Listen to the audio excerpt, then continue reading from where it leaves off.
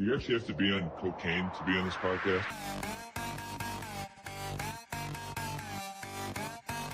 It's a great day to be a Wildcat! Cocaine.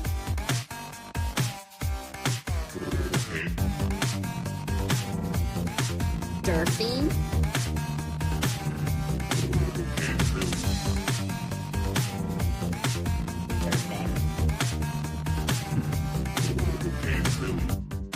What is up, everybody? You are listening to yet another edition of Cocaine Willie, the official K-State representative on the College Huddle.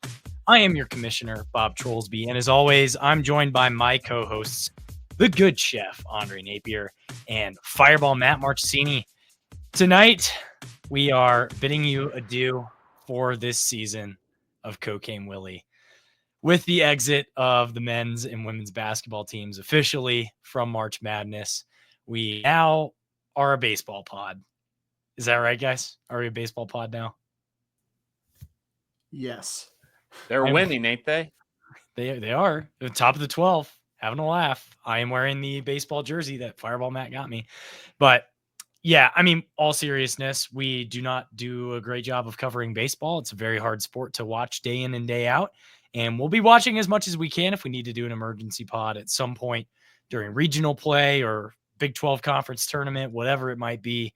We will be here. We will be willing and ready and able to record an episode. And Chef is shaking his head, so I guess he's not going to be available. But with that, we do want to quickly give a shout out to our sponsor, Auntie May's Parlor, which is located at 616 North 12th Street in the heart of Aggieville in Manhattan, Kansas.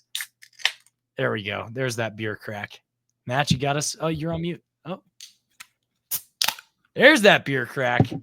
Auntie May's has been in business for 50 years, like the koozie says here, and is an absolute must-visit destination in Aggieville on game days and school nights alike. Auntie May's, like I say every week, is far and away my favorite bar in Aggieville. It's where I had my first legal beverage, and it's collectively our favorite bar in Aggieville. They've got live music, craft beers, craft cocktails, draft beers, comedy, and all sorts of other events every single week. And just taking a look at the calendar here, we've got Local Love Bingo tonight, April 1st, as we're recording this. Auntie May's Trivia Smackdown tomorrow, Wednesday, April 2nd. And then Boot Hill Jazz Night, Friday, April 4th. I'm going to butcher the pronunciation of this, but we've got Meyer Prahl on Friday. At the Bless you. Meyer Prahl. And finally, Saturday, we've got Till Willis and Erratic Cowboy, not Erotic Cowboy, Erratic Cowboy, with the Guilty Cows at the Parlor performing live. So, guys, be sure to stop by the Parlor. Be sure to stop by Auntie May's. Check out their website for a list of all their upcoming events. Follow them on social media at Auntie May's, and they're doing cool stuff all the time. So go visit your auntie, 616 North 12th Street in the heart of Aggieville, and be sure to tell them Cocaine Willie sent you. Well, gentlemen, it's been a fun ride this season. We started off with a interesting football season, to say the least. Capped it off with a great bowl win, and then went right into a very dismal basketball season on the men's side and a pretty solid one that started out great and tailed off after Yoki got hurt on the women's side. And we are now complete with the season with a very disappointing loss against USC, who did not have Juju Watkins this weekend. So where should we start? Do we want to start with the women's basketball season and bid them adieu as we you all adieu for this season? Yeah. What do you think, Chef? They're due first. I mean, I think they deserve it. I don't know how fast this audio is coming in, but in typical Chef fashion, connection to end the season is par for the course for me. But you gotta give the winners their due, and that was the women's Kansas State basketball program for the 2024-2025 season. High expectations, and for the most part, it was reached. So due to some injuries, some other circumstances, coaching searches, potential, whatever, things happen throughout the season, but a Sweet 16th berth to finally get over that hump of finally making it to that second weekend and getting it done, just having a good time and actually enjoying women's college basketball. They made it very enjoyable for even the casual fan this season. Some of the players that are going to be leaving or, entering the portal or whatever, they all collectively played a part this season and made it super fun. Yoki Lee leaving as the all-time leading scorer. Very beautiful. Cap off an excellent career, riddled with some injuries, but all in all, I think it was a successful season, and they deserve all the flowers that they could possibly get. Agreed. Getting to the Sweet 16 was a big hump for this program. Obviously, first time since 2002. So there's definitely some excitement for that. It's a very bittersweet to end the season. I think there were a lot of opportunities in that game on Saturday that they will look back on and wish they did a little better, maybe holding on to the basketball. Some of the decision making, especially in the fourth quarter, was a little tough as a fan to watch. But it doesn't. We should absolutely not overlook the seniors on this team. I've been with the program for a very long time.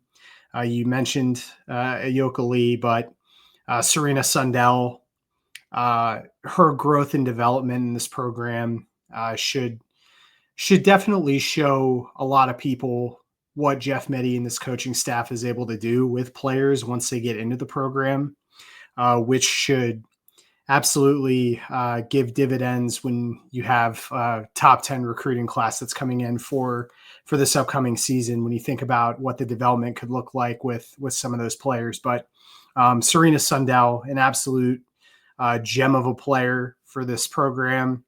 I anticipate we'll probably see her number or her jersey in the rafters someday for K-State women's basketball. And then Jalen Glenn. I mean, Jalen Glenn, excuse me, one of the best defensive players I've seen in recent time come through the K-State program, especially as a guard and what she's able to do.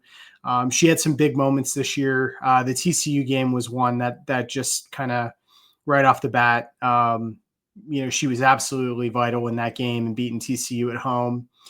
And Jalen, again, has been with the program for a long time and has developed and I'm so proud of what they've accomplished as a group. And now you look on and you go to 2025, 2026 season and, a few big things, you wonder how the transfer portal is going to come into play, who on this team may be leaving, who may be transferring in. We've had some great luck with transfers here in recent time. Anticipate Jeff Meddy is going to use some of the recruiting prowess he has to get a top player, a couple top players into the program.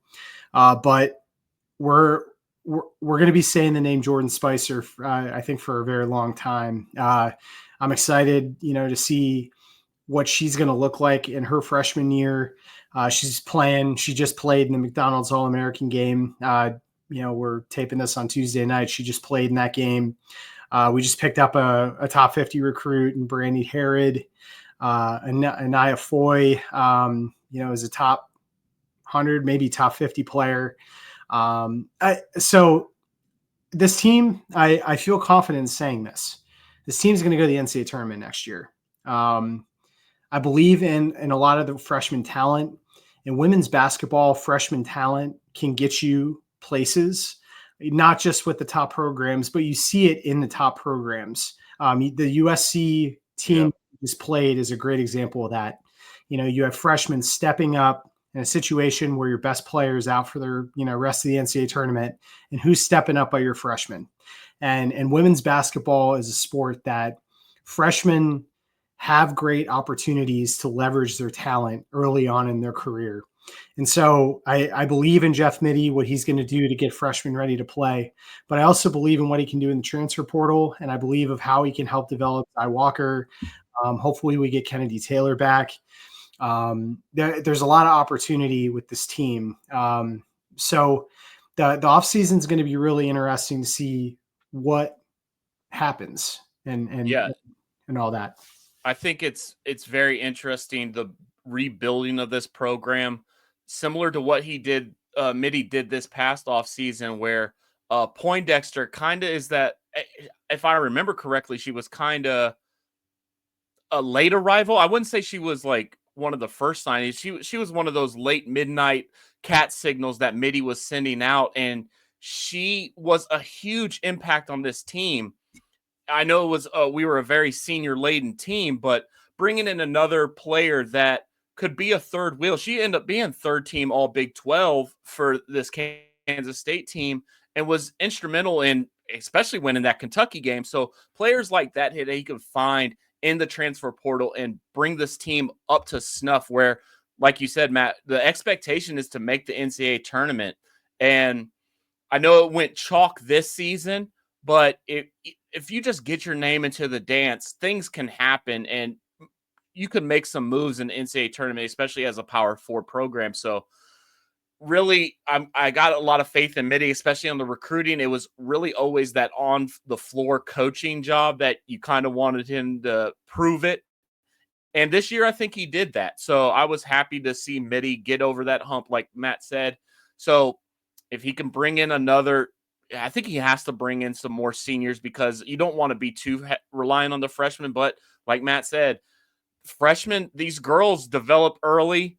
Trust me, I have daughters. They develop fast. And once they get their skills, they kind of have them. So really later down, if you've got the skills as a freshman, you can perform. So if the freshmen are what we need to get us over the hump, but I would really want to see maybe him hit that transfer portal for another senior guard or a senior wing kind of player and get this team back on the road to, the 64 best teams. Yeah. If anything, I agree with your point. Like, if anything, you want to have that veteran leadership. You want to have that in the locker room. You want to have someone who, especially with the big void that's being left by the shoes of Yoki, Serena, some of these others, you're going to have some big shoes to fill from a leadership perspective. So you're going to want to have that locker room presence who can really come in, rally the troops, and get everybody on the same page and echoing what Coach Mittie's saying, practice in and practice out, and game in and game out, and really get them on the right track towards repeating and going back to the NCAA tournament, like you're saying. I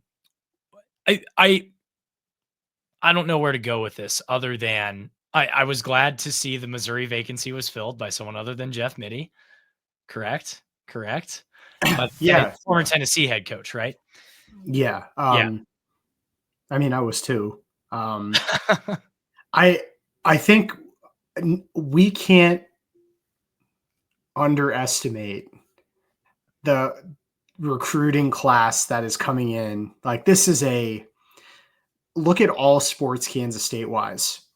Like, this is one of the best recruiting classes we've ever had, without question, in any sport. And I understand where frustration can come from when you, in two recent years, you've had a team that has at one point led the Big 12 conference standings, has been in the top 5 nationally ranked teams. And before this NCAA tournament, the best that you're getting out of that is, a second round loss at home. I understand where some of the frustration comes from with him. But it would have been an extremely, extremely gigantic speed bump to this program to let him leave. And you bring in a coach, who knows who you're going to bring in.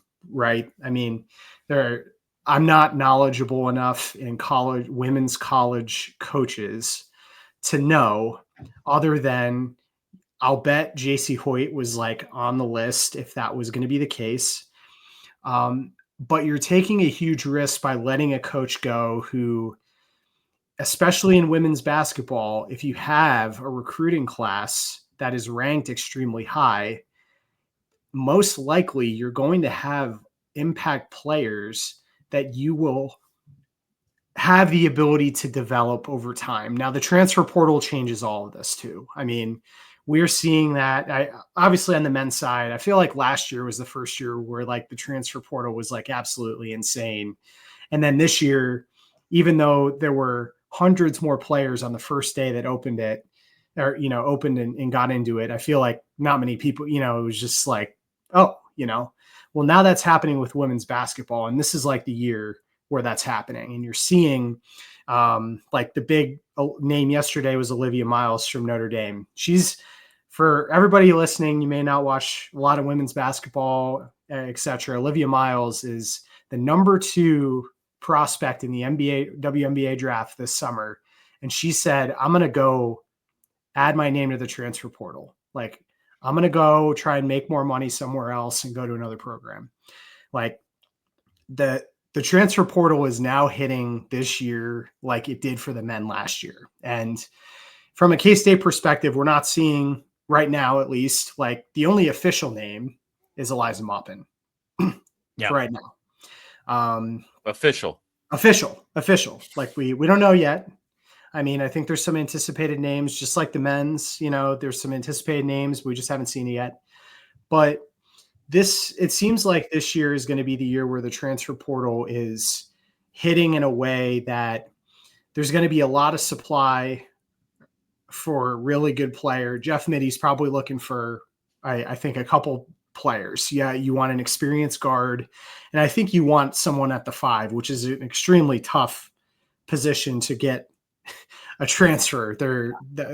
They are a heavy price in this, but I think we're going to be seeing top players put themselves on the market, even though they may like where they're at, because the demand is very high out there for some of these players. So the offseason is going to be very fun, very interesting. And we'll see how Jeff Mitty kind of constructs this team and gets them ready for the fall. I think the biggest thing with coaching is being able to learn from your mistakes. If it's not the biggest thing, it's one of the biggest things, because a good coach will learn over time and improve over time. And yeah, there are some coaches out there who started off their careers with a ball of fire and do great right out the gate. But a guy like Mitty, he's been working at this for decades now to try to get to the point where he is now in his career. And ultimately, what I want to see with teams like this is seeing incremental improvement. And we saw incremental improvement from the year before last to last year. You go from NIT to hosting, and they went relatively deep in the NIT, if I remember right. Was it the semifinals of the NIT 2 years ago? So you go from that to hosting the tournament in Manhattan. First time that's happened in however long. And you by all means wanted to be hosting again this season, but the next best thing from hosting, I would rather go on the road, play a tough Kentucky team, beat them in the second round and make it to the Sweet 16 and show that incremental improvement from last year to this year, than miss out on hosting or miss out on a Big 12 championship. By all means, it would have been awesome for this team to achieve the Big 12 championship that Yoki said in her press conference last year that she wanted to get coming back for. But Sweet 16 ain't too bad. And it's definitely, it shows that Mitty can improve from year to year. It shows that his coaching can instill that fervor and that fire in his team. And especially the older, the senior leaders that were on this roster to go after those goals. And they came up a little bit short, but they put up a fucking damn good fight. And that I'll point back to that TCU game. That was one of the best. I mean, even during that game, there were some moments where it was like, what the hell's going on here? And then, you get down 7 or 8 points and they claw back, they fought back and they won that game. And they sent, an Olympian and, one of the, I don't like Sedona Brents. I think she's an awful person, and there are a lot of bad accusations out there about her. She's a damn good basketball player. You send them on their way packing back to TCU. Granted, TCU wins the Big 12 after that, but that's a Big 12 team. That's a TCU team that was fighting tooth and nail against Texas this past weekend in that game. Last night, 2 nights ago.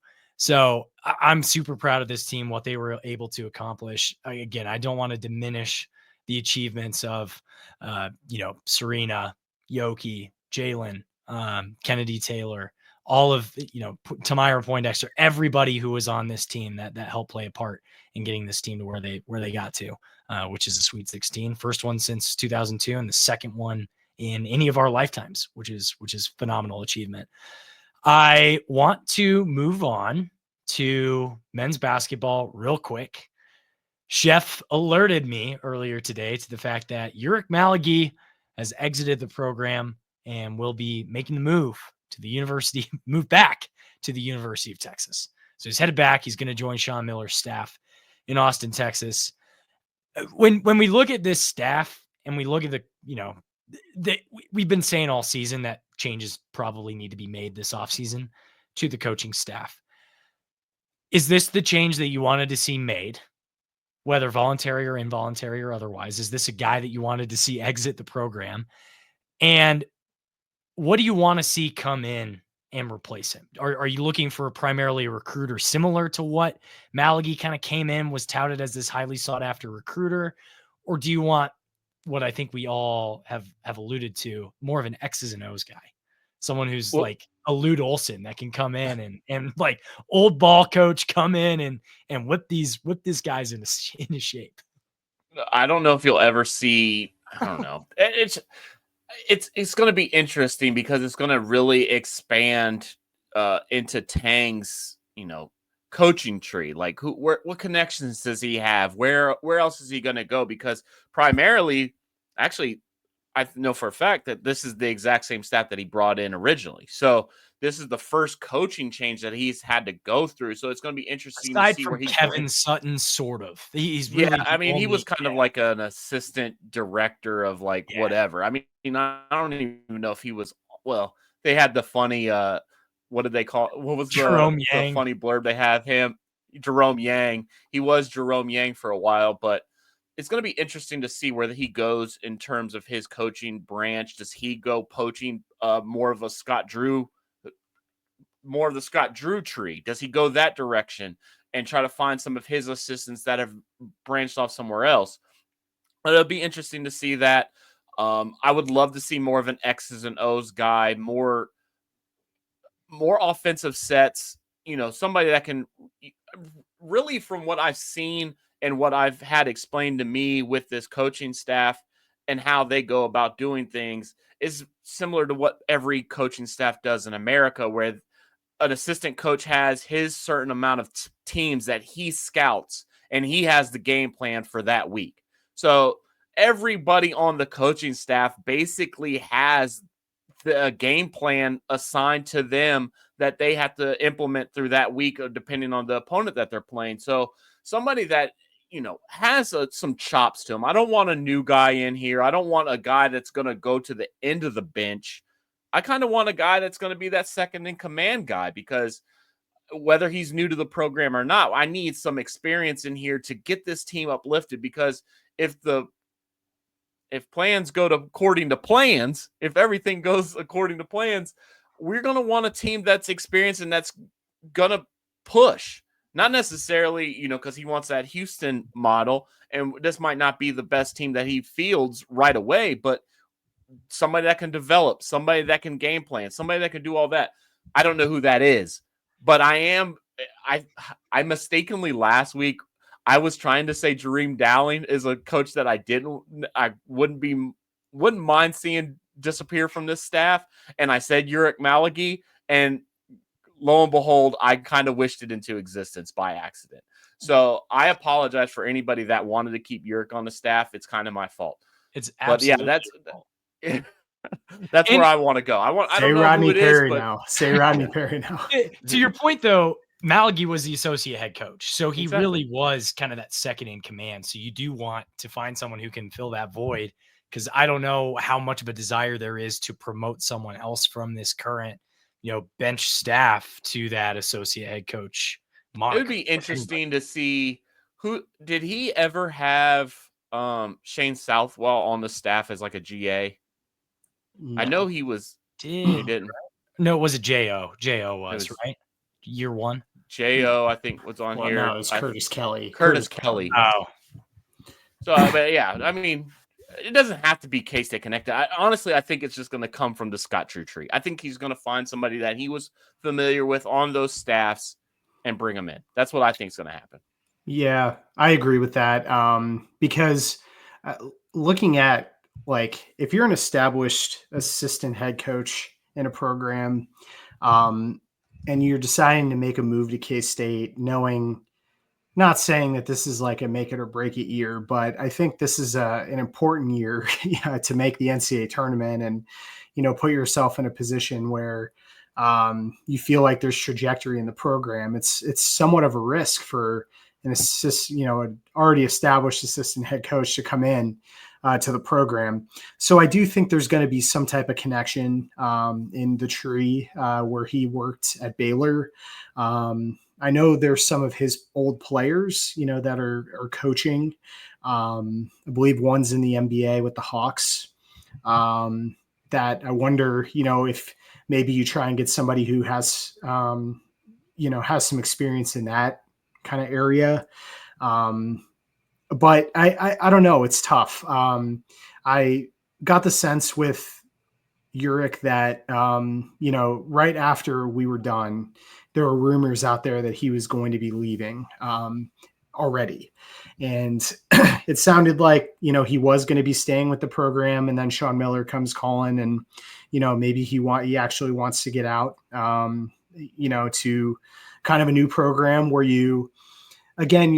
starting with a new head coach gives you a little more job security, at least for a few years.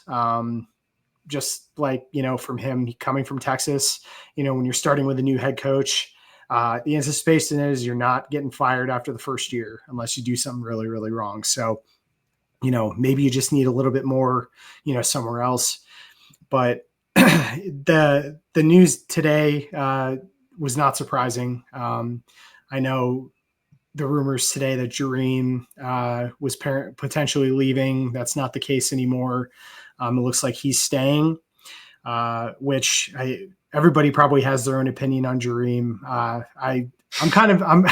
I'm indifferent because I think that a coaching staff, is it important to have somebody who does try and provide a kind of a sense of camaraderie. I don't know if that's a good way to put it, but he, for the most part, he does bring positive energy no matter the situation.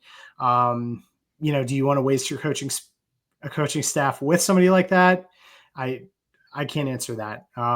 But it's important to bring in, I think, an X's and O's guy. We need an offensive guy.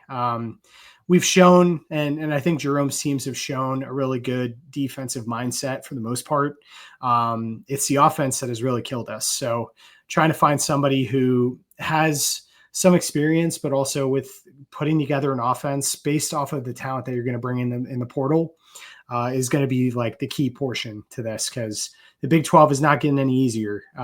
It's going to be consistently, a difficult conference. And so you got to find something that's going to be just a little bit different. So hopefully on the offensive side, we get a coach that is able to, make some changes, develop some players and get us in the right mindset.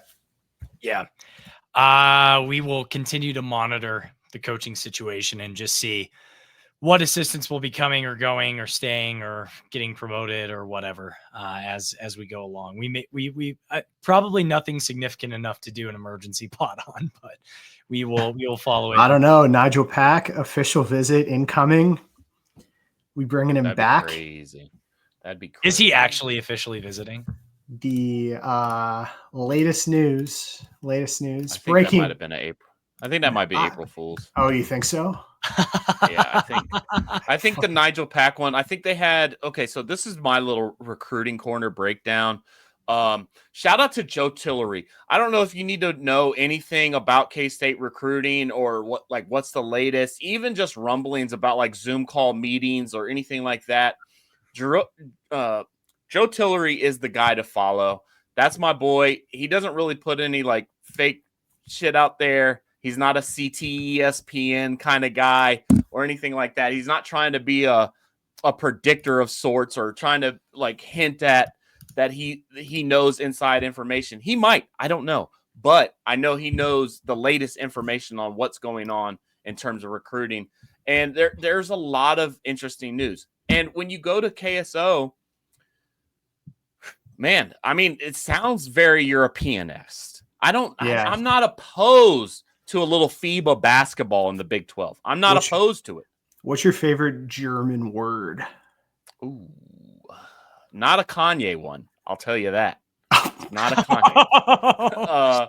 So I don't know. I'm more of a schnitzel guy myself, but Frankfurter. Love a good Frankfurter. long glizzy. That's what they call him over there, the Frankfurter. But you know, the European movement that we're kind of getting that little flavor of maybe some French players, maybe some of these German players that are potentially, people following the official Kansas State Twitter sphere and all that stuff. It sounds like there's going to be at least a little touch of that European flavor on this team, which I'm not opposed of. So that is a little different than what we've traditionally done. I mean, David Gasson, but he was kind of already established over in the college level coming from Virginia Tech.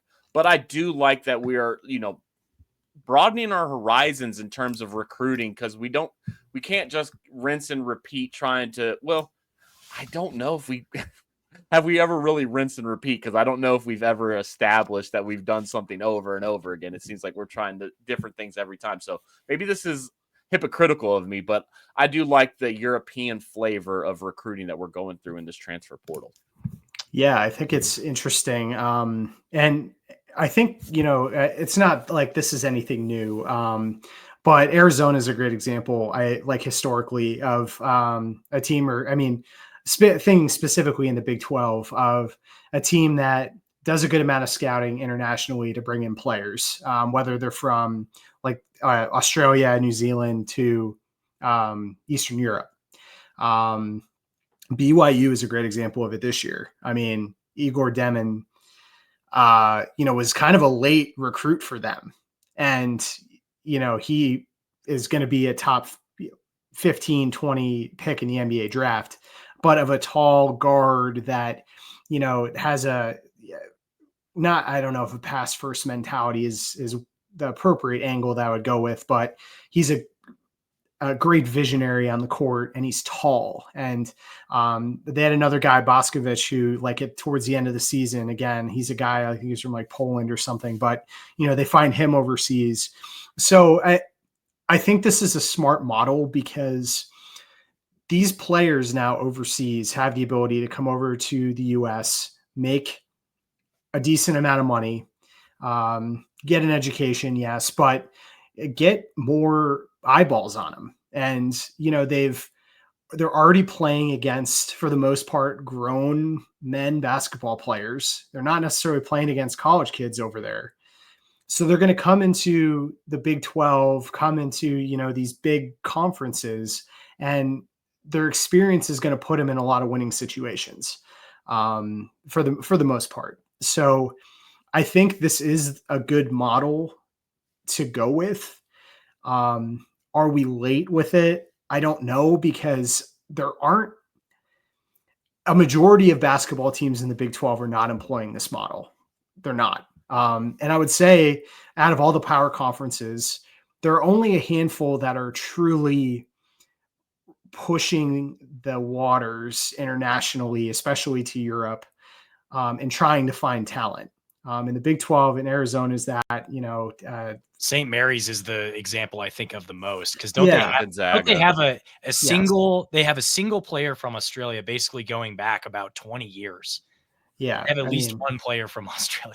yeah. every Yeah. year. And Matt makes a great point, especially with the new revenue sharing and basically guaranteeing contracts to these guys with a minimum salary, especially in basketball. It's a lot easier with, 12 scholarship players or 13 scholarship players. Like, you're going to make this amount of money if you're this position on the, I mean, obviously the 13th guy is not going to make as much as the first guy on the depth chart, but you're basically giving these guys a set list of this is their salary that you could be making. And a lot of it is a hell of a lot more than a second tier German professional basketball league is ever going to prepare you or give you. So I think a lot of these foreign players are more than willing to come over here and play 2 solid years of basketball in a highly competitive basketball conference, even if it just sends them back to Europe, where I think a lot of them are comfortable doing, but it just gives them more, like Matt said, gives them more eyeballs and can,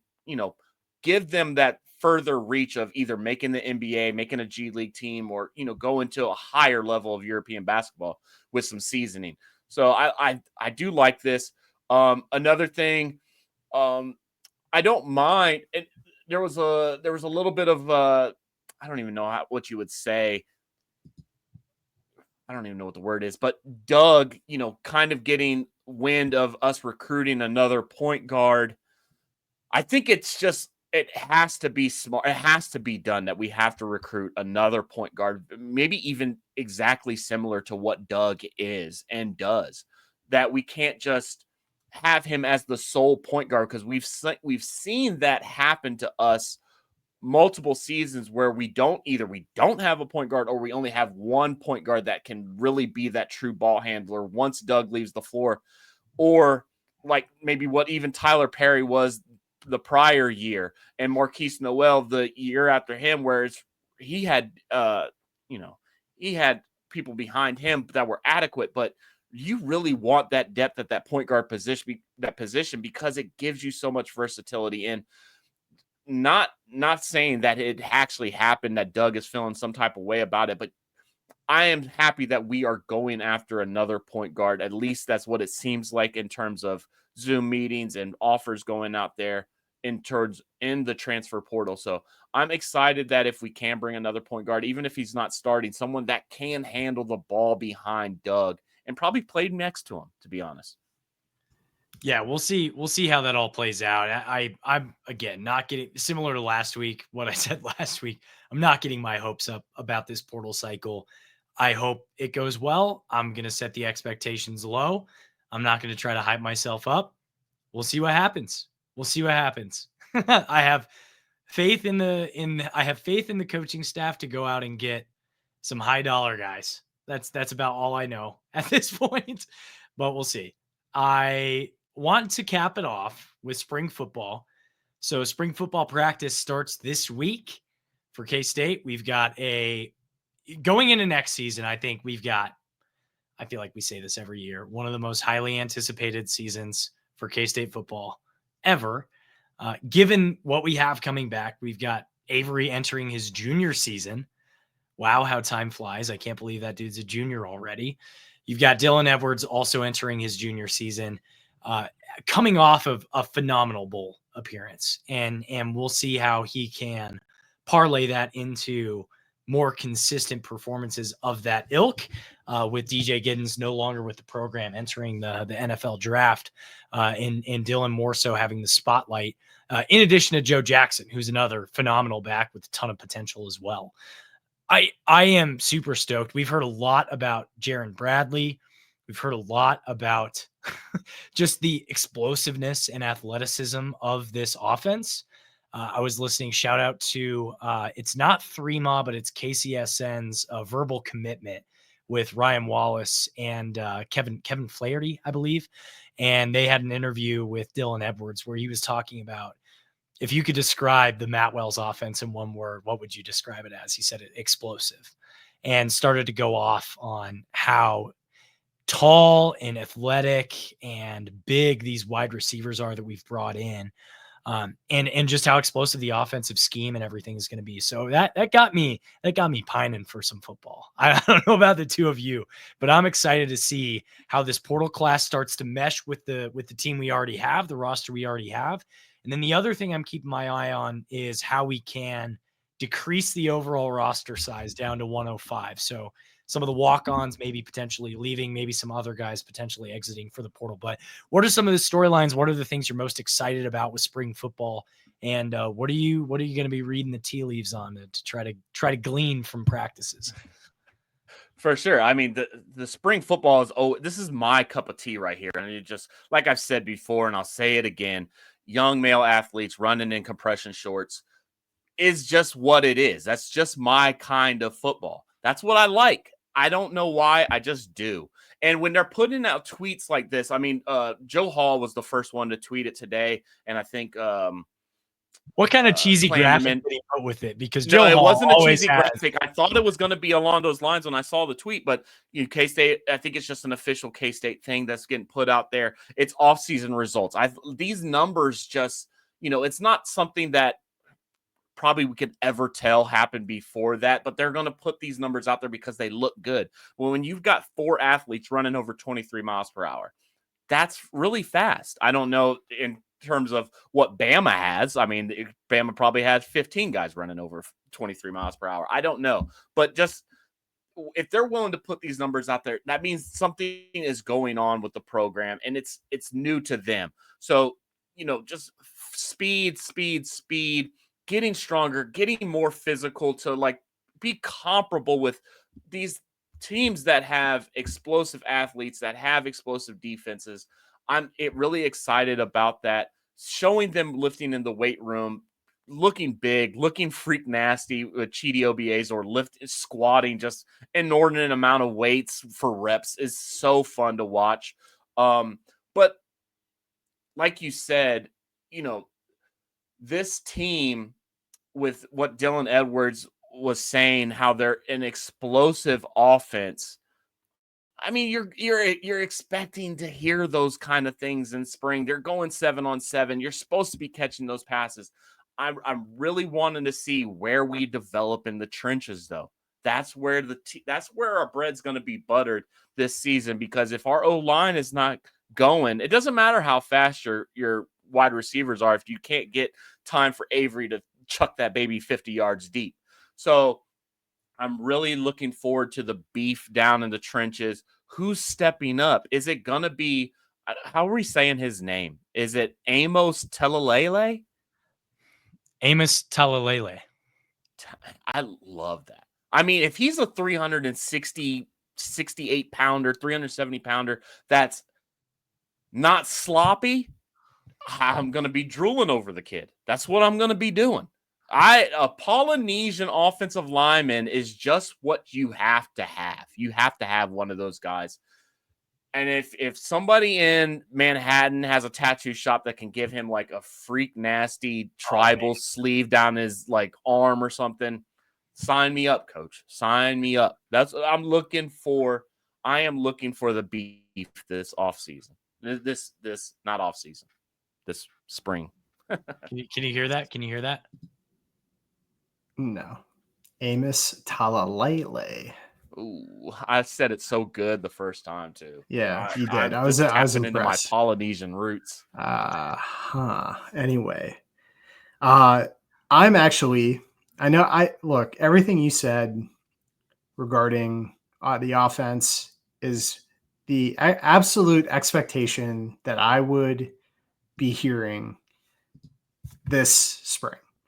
I am more in wanting to know about how the defense and what the competition is like on the defensive side, especially in the secondary, is I think where K-State is gonna, the difference between 8-4 and like 11-1 this year, I think is going to come from the secondary.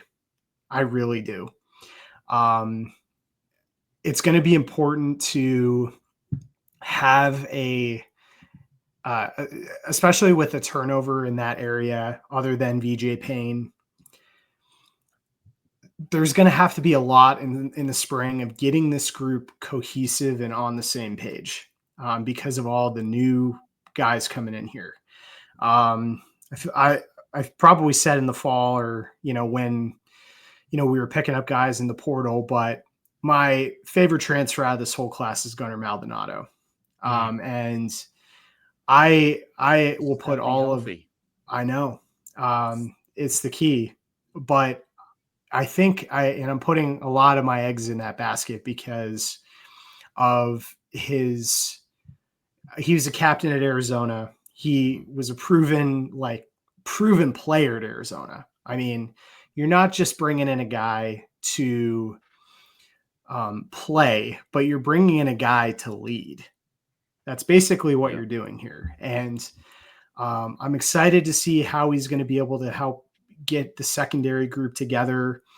Him working with VJ Payne. I know Jalen Rowe is a guy who, we're going to potentially be hearing a lot about from Oklahoma. But I need to hear more about how the defense is looking. Because there's a lot of names on the defensive side that I don't know if we're going to see on the field as much as maybe people think, like Ja'Shawn Ross. He's a huge name for us. We brought him in here. Is he a guy that is going to be, starting day one? I don't know. I don't know. What position is he going to play? Really? That's the thing.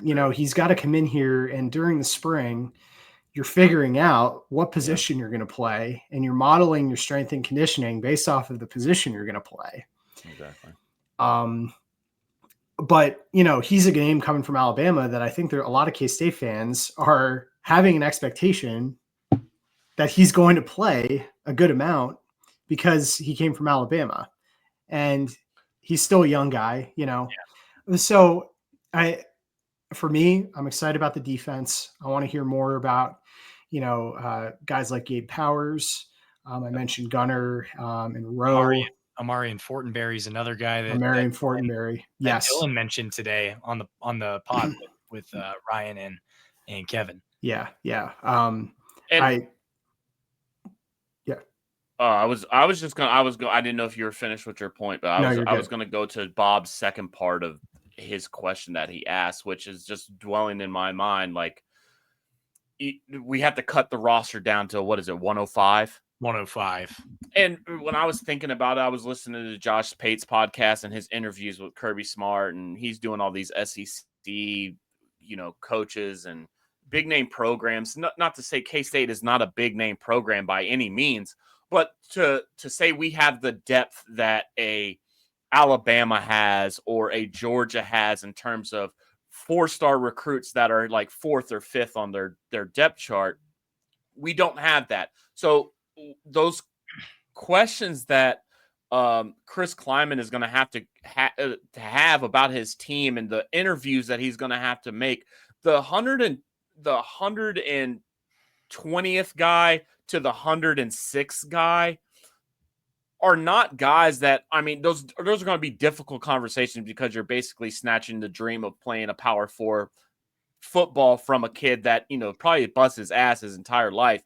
But we're not going to be losing guys that are, going to be groundbreaking and that you put blood, sweat, and tears into getting them on the roster. So when I think of the 106th guy, he probably would be a valuable piece in terms of practice players and special teamers, but he's not going to be somebody that was a all Texas kind of player that we're going to be cutting from the roster. So I think we're going to be fine with those 105. Now, the quality of depth from our 105th guy to our 82nd guy, is not nearly as good as the other players that were in the country, especially in the Southeast and some of the Big Ten programs. So it's going to be interesting, even if K-State's in the position of maybe even looking in the portal for guys that were let go of some of these big name programs and telling them they can come here and they'll have a spot. I don't know how low we get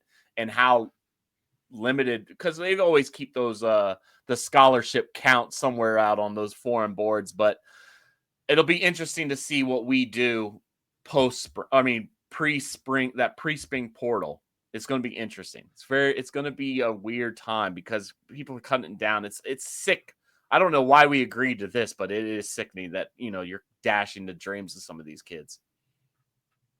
Yeah, it sucks. It's all in the name of revenue sharing. Ultimately, is what this comes down to. Is being able to allocate that $22 million across all of your revenue and non-revenue sports, and determining where you're going to allocate those funds. And as part of that, you have to have limits and minimums. If you're going to have a salary cap, there's going to be a salary floor at the same time.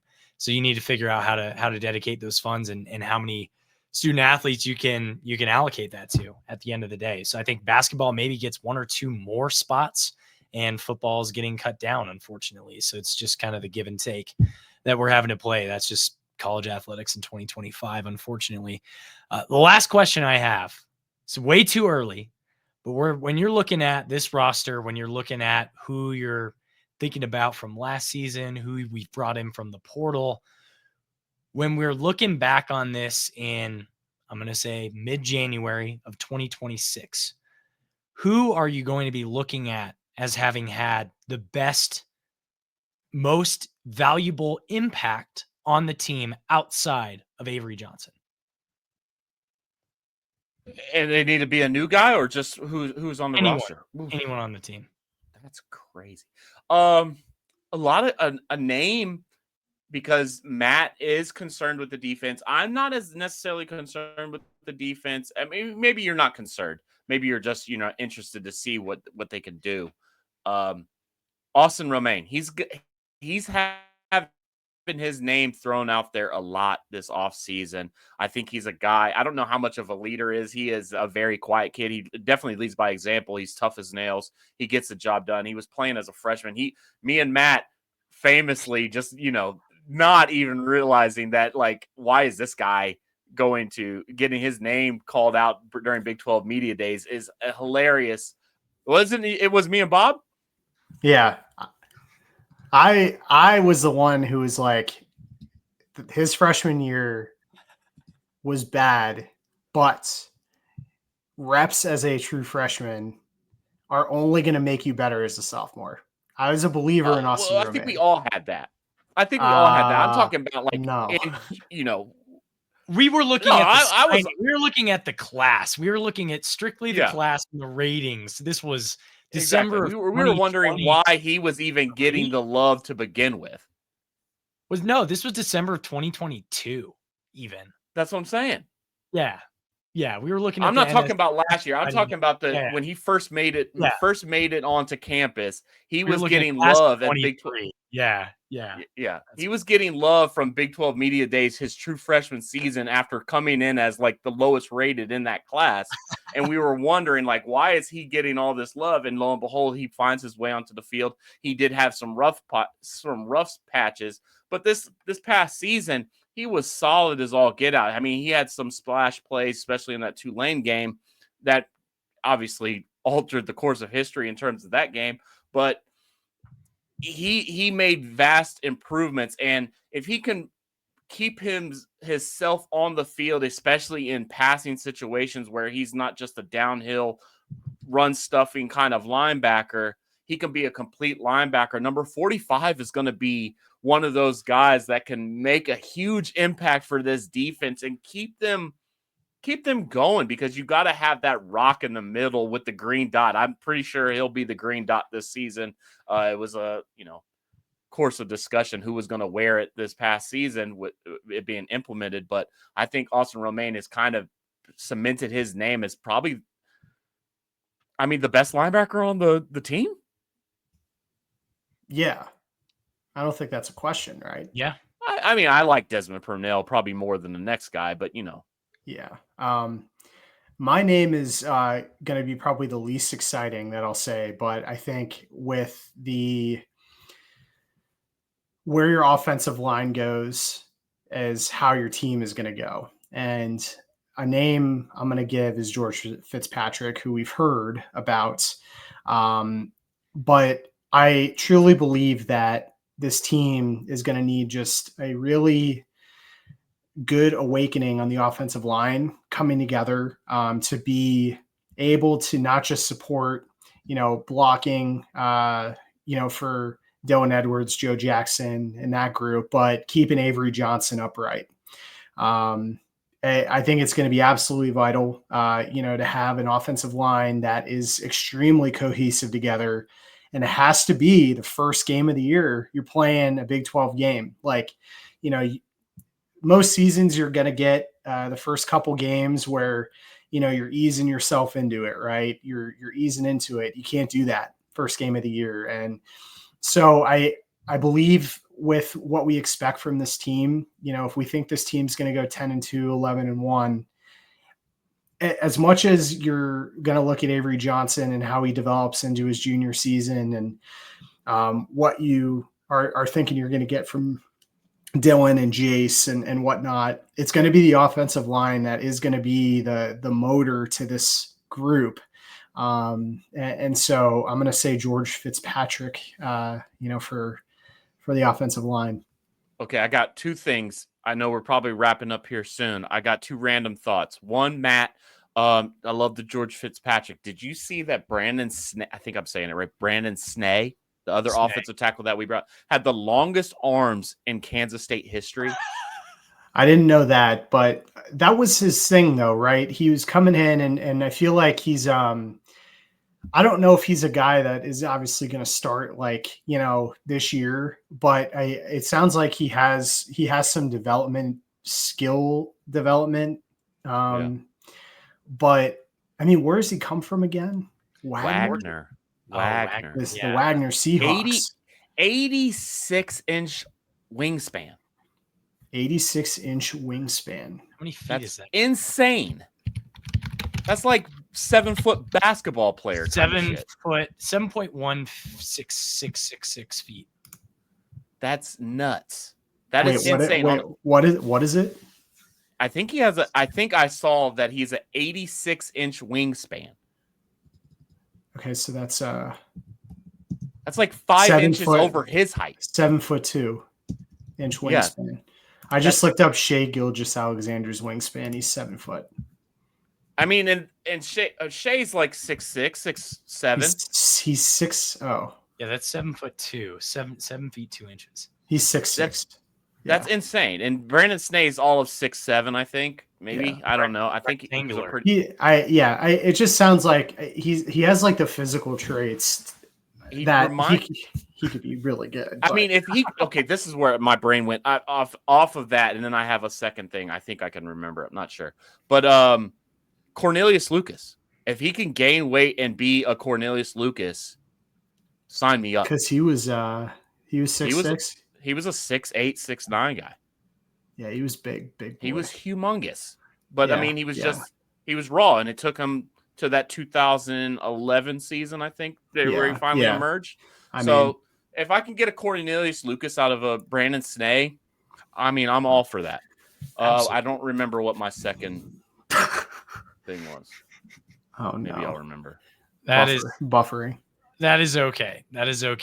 I want to see Tobio have a phenomenal season at defensive end. I want Tobio to really have that kind of, I don't know. It's hard to think of a comparison for him, but I want him to wreak havoc, and I want him in the backfield constantly. You said that last year. No, I know, but he was a sophomore. He's going into his junior year. Yeah. So he's got 2 more years of eligibility left. So this is the penultimate year we're going to have of Tobio. I mean, he played his ass off in the bowl game. He did, and he had amazing flashes throughout the season. But that was a pretty crowded defensive end room, honestly. Yeah. Like Brendan Mott was Big 12. What was he? Defensive lineman of the year. Defensive lineman of the year. So he's going to have more opportunities this year. He's going to have the ability to step up and fill that void that's being left. Granted, you still got Cody Stufflebean, right? But Cody Stufflebean isn't really the guy that you see like constantly in the backfield, right? No. He's a run stuffer. He's a D tackle. He's that tweener kind of guy that's going to be good versus the run. My thing about like Toby O, and it makes me wonder, especially just in football in general, Brendan Mott was incredible. We all can agree to that. Yes. But he was, if you're not, he's not half the athlete that Toby Osunsami is. I mean, that's obvious. Like he ran almost a 4.9, 4.8 at his pro day. That's not good. It just makes you wonder how much mental goes into these football players and how mental is the game. Because if he could be Big 12 lineman of the year, D lineman of the year, with his test numbers and him being as athletic as he is, it makes you really wonder the technique that these guys have. And people really question, like, oh, why is Toby Osunsami not playing? He's so much faster, so much explosive, because down in, down out, if you don't have the right technique, if you don't have the right mental stability to know the plays and your assignments, you're cooked. And it's all about cohesion on the defense. If you're not doing your assignment, you're messing somebody else up. So not taking a shot at Toby O by any means, but players that know how to play the game of football find their way onto the field. So if Toby can reach that mental side of the game with his athleticism that he has, he'll be a scary dude. Yeah, I'm just yearning for him to become like a Meshack Williams. I just want that from That's Toby. A great comp. That's a good comp. I can see that. That's what I want. I want him just to absolutely be the biggest nightmare that you could possibly ever have if you're an offense. If he could just play the run like he played the run in the Rutgers game, he'll see the field a lot more. Absolutely. Well, it's the end of the season. It's the end of our pod until we'll have some episodes here or there, maybe once a month or once every 6 weeks or something like that. But we're going to take our annual break and you'll be hearing a lot less from us. Any final words before we take some time off, guys? A much needed vacation. What was everybody's favorite K-State moment this year? Oh, had to be in 2024 or I mean, well, no, this season. I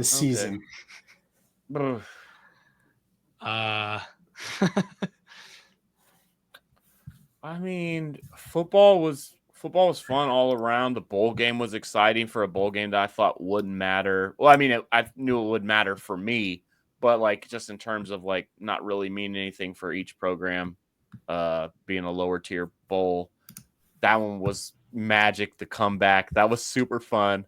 God, I'm going to go watch that when I get upstairs. And then probably beating KU in basketball with, one of our worst teams that we ever had. That's just hilarious. I mean, it was probably KU, one of theirs. Yeah, it's probably one of the KU's worst teams ever too. But yeah, so those two stick out to me. I love that Rutgers game. I'm going to go watch it. Can I say signing day for football? Wow. Landing Lincoln Cure.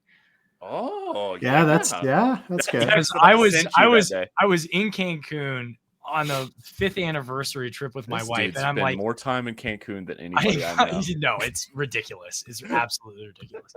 I did not want to have to go this 2 weeks ago. Anyway, I was like refreshing my phone as I woke up, and I like 5 minutes after I woke up, we got the news.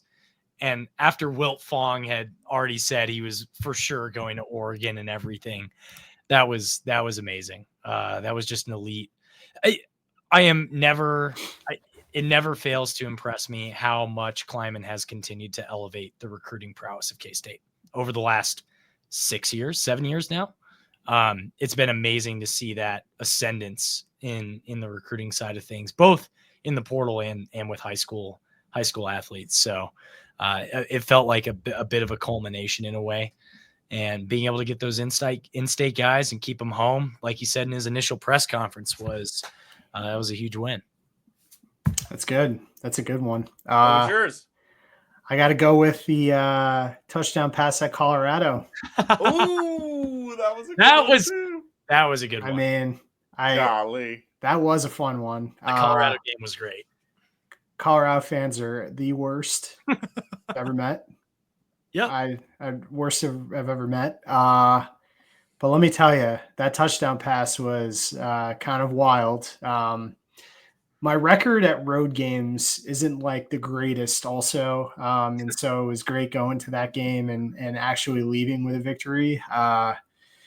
Because those have been few and far between in the past, but that was a fun one for football. And look, the KU game for the men was, that was a great one at home, obviously. And then for the women, that I went to the TCU game this year, and that was an extremely fun game. I think at the time, just because we knew how important it was for the Big 12. But yeah, I mean, here's to many, many, many, many, many more positive memories in 2025 and 2026, maybe including College World Series or something like that. Woo! So A natty in baseball would be nuts. natty in baseball. That'd be the real dark horse candidate Yeah, for sports to get the first natty. What is your away and neutral record for like non K-State home? It's a tough one. I'd have to put together the spreadsheet, but I can count the wins more than I can count the number of wins easier. But Colorado last year for football. I didn't go to any other away games, I don't think. TCU basketball. We lost that. That was fun. I mean, for me, once I left Kansas, I didn't go when I lived in Virginia at all. And then when I moved to Ohio, it wasn't until I was an adult, because I would always come back for K-State home games. But road games, West Virginia, I'm 2-3. And Cincinnati basketball, I hate you. I hate them. Yeah. I hate them. I hate their guts. So I'm 0-1 there. If you went this year. Did we win in Cincinnati? Yeah. Oh, we swept them this year, didn't we? Yeah, they were bad. They were shit. Yes. They were so shit. 6-7. I'm 6-7 in K-State football games away. I'm impressed that you can. Yeah. I mean, I've got a tally. Like you do, yeah. Because I could do it by like what school, like what games I've been to, but like Baylor, I've never seen us win in men's basketball, football. I saw the women win there last year. Yeah. So you weren't at the Art Briles interim year where the interim head coach was, No. That was the only game I saw at McLean Stadium. And I left. That was the year I left Austin. That was 2016. I'm pretty sure. I went to that with Cameron and Sam Edward. We kicked their ass. That was Jeff Eart's year. Yeah, I've never seen us win at Baylor except for the women. At TCU, I've seen us win. Actually, I've seen us win 3 times for football. But I'm undefeated at KU. That's pretty. That's pretty 1-1. Yeah. But yeah. Hopefully, we get some good wins on the road, including in Ireland. So yeah, let's go. Oh man. That's right around the corner. I would love to go to that one. I keep forgetting that's happening, but that's going to do it for us today. Once again, shout out to Annie Mae's, the best bar in Aggieville. If you want a full list of their upcoming events, follow them on social media at Auntie Mae's, maybe at Auntie Mae's Parlor. I might have that wrong, but check out their website, www.auntiemays.com, for a full list of those upcoming events. And if you stop by at any point, whether it's this week, graduation weekend's right around the corner, stop by, tell them Cocaine Willie sent you. And I was chatting with our graphic designer, and he may have come up with some designs for some collaborative merch with Auntie Mae's. So keep your eyes peeled for some of that stuff. That's going to be my off-season task, is putting together a store for the fans to buy some merch. So we'll have that going. Additionally, we are the K-State representative on the College Huddle, which is the largest community of fan-driven content in the nation. I think still, maybe. I don't hear from them that much these days, but College Huddle still exists. Check them out at thecollegehuddle.com or follow them on social media at College Huddle. And last but not least, you can follow our show at Cocaine Willie on YouTube, TikTok, Twitter, Blue Sky, or Instagram, or you can follow us individually. I'm at Bob Trollsby. Chef is at Chef Andre Napier, and Fireball Matt is at Matt Marchesini. Chef. The last one, boys. Cocaine's a hell of a drug, baby. We are all coke and no joke, Wildcat Country. Let's ride.